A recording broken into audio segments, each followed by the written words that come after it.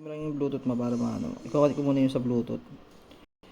Lalabas dyan na LED. LED yung pangalan nun eh. Sample mo lang dyan. Ayan, LED. Connect mo lang. Pagka-connect mo sa LED, punta ka ngayon dito sa application nila. Ayan. Pag na-connect mo na yon, babakulo. Pipindutin mo lang tong plus. So yan, lalabas yan. Ito turn on mo lang yan. Nakaganyan yan sa una. So gaganyan mo lang. Turn on. Tapos kukonek ka na. Yan, pag nakakonect ka na, pwede ka na mag-type na yun na gusto mo. Pagka-type mo, pili ka ng mga effects. Yan, sample, ganyan. Kunyari, Polaris. Chaos Machine.